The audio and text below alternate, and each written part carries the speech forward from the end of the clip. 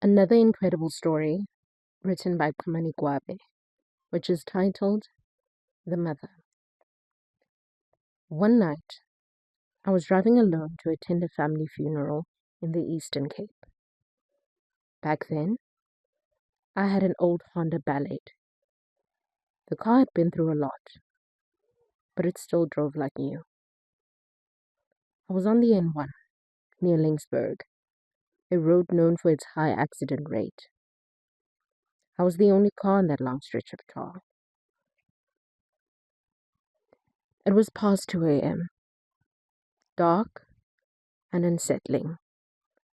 I pushed the car hard because I didn't want to stay on that road for too long. Along the way, I passed dead cows lying on the roadside. Birds would suddenly appear out of nowhere, flying across my headlights, forcing me to grip the steering wheel tighter.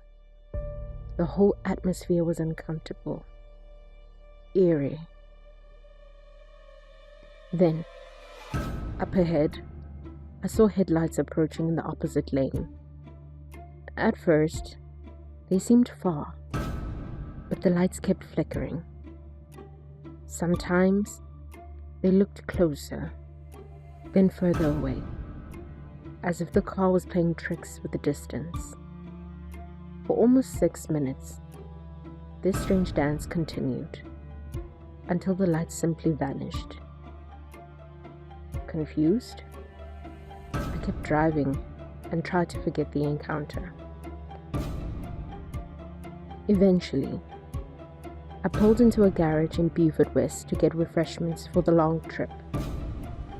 I parked, walked into the small store, grabbed some biltong, bottled water, a soda, and even a packet of cigarettes. After paying, I went to the restroom, then back to my car, before hitting the road again. I lit a cigarette, leaned on the car, and smoked quietly. As I was putting it out, I suddenly felt someone's presence behind me. Turning slightly, I saw a large elderly woman with a warm, friendly face. She carried a sports bag and a sack of oranges. "Good evening, my child," she greeted. I greeted back politely. "Please, hear me out," she said. "Of course, ma. Are you alright?" I asked.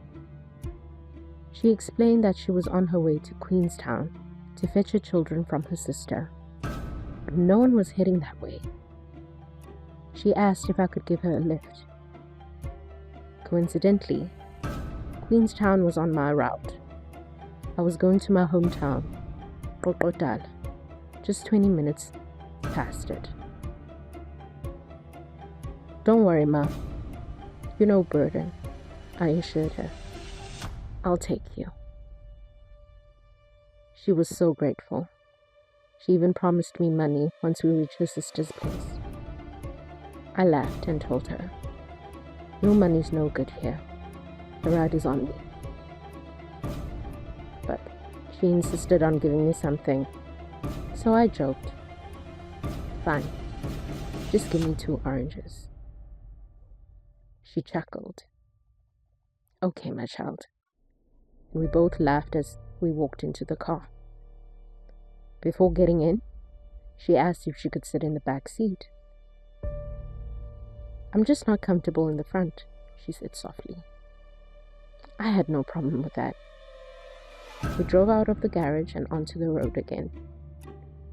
We shared a beautiful conversation about her children, how she hadn't seen them in a long time because they were away at school. She was excited to bring them home for the holidays. I could relate. I hadn't seen my own kids in 6 months. She felt like someone my mother's age, around 57. So I found myself driving extra carefully, wanting her to feel safe. I opened my biltong and offered her some. She smiled. I love biltong. My husband used to bring me some home all the time. He worked at a butchery. That makes me happy, Mom. I was worried the chili flavor might be too strong. Oh no, my child. It's perfect. Thank you, she said, saving some for her children. I then offered her a lunchbox of chicken my mother had packed. She refused at first, but eventually accepted it, promising to give it to her children and tell them it was from the driver. We both laughed. Up ahead, there was a sharp, steep curve. As I slowed down to take it safely, she leaned forward between the front seats. "Yo, my child," she whispered. "This bend is dangerous. It scares me." "Don't worry, Ma," I replied. "I'll go slowly." After making the turn, she leaned forward and pointed. "Do you see that big tree there?" "Yes, Ma," I replied, looking at the thick, towering tree ahead. "In 1987, I lost control of my van and crashed right into that tree," she said. I looked at her in the mirror. "I see why you don't like the front seat." She nodded and in a low voice said, "Yes, my child, that's how I lost my life." My blood ran cold. My hands froze on the steering wheel. Overwhelmed, I slammed the brakes, and the car skidded straight towards the same tree before screeching to a stop. Breathing heavily, I turned to look at the back seat. It was empty, covered in dust, as if sand had poured all over. I stumbled out, opened the back door, and found only the lunchbox, the biltong packet, and the 2 oranges. No woman, no sports bag, just sand, thick in the seat creases. Terrified, I threw everything out of the car, quickly jumped in the driver's seat, and sped off like never before. My Honda had never moved that fast. My hands were trembling, my chest tight. I was scared, shocked, but strangely, my heart felt heavy in another way. The story stayed with me.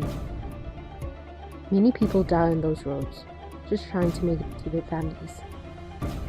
She wasn't the only one. And whatever she was, a ghost, a spirit, a memory, she never tried to harm me. In fact, I felt safer with her in the car than I had when I was alone. Her presence taught me something. Life is short, and I need to go see my children more often. Somewhere out there, her soul is still trying to make its way back to hers.